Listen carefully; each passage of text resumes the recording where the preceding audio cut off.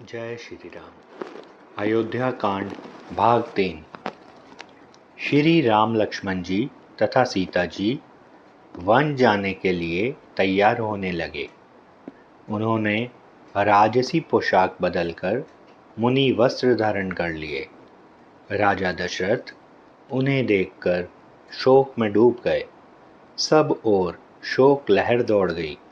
लक्ष्मण जी ने अपनी पत्नी उर्मिला को परिवार का ध्यान रखने के लिए अयोध्या में ही रुकने को कहा।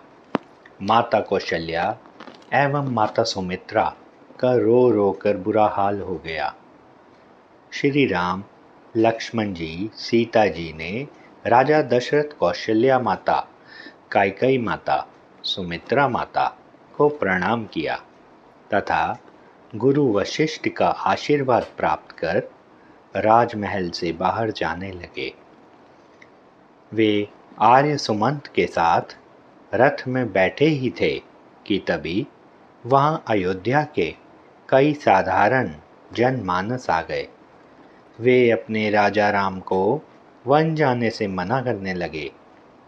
श्री राम ने राजा दशरथ का ध्यान रखने तथा अयोध्या के होने वाले नए राजा भरत का साथ देने को कहा, परंतु वे उनकी बात नहीं मान रहे थे।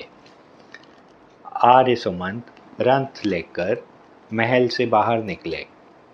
कई अयोध्यावासी उनके रथ के साथ साथ चलने लगे तथा कहने लगे कि वे भी श्री राम के साथ वन में ही रहेंगे।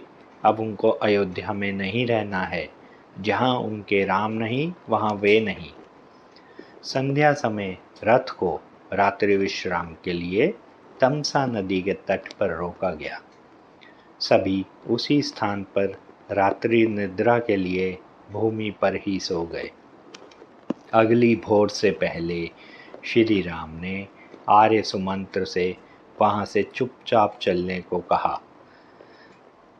जब सभी अयोध्यावासी सो रहे थे, उन्होंने कहा कि अयोध्यावासियों को राज्य एवं अपने परिवार का ध्यान रखना चाहिए, इसलिए उनका श्री राम के साथ वन में जाना अनुचित है। श्री राम, सीता जी, लक्ष्मण जी ने आगे प्रस्थान किया। जब अयोध्यावासी उठे तो वे बहुत ही निराश हुए और वापस अयोध्या लौट गए। प्रभु श्री राम जी शीघ्र ही राज्य की सीमा पर पहुँचे, जहाँ उन्होंने अयोध्या की मिट्टी को प्रणाम किया। उसके पश्चात वे श्रृंगवरपुर के प्रवेश कर गए, जहाँ के राजा निषाद राजगुह श्री राम के मित्र थे। दोनों ने गुरुकुल में साथ साथ शिक्षा ग्रहण की थी। जय श्री राम।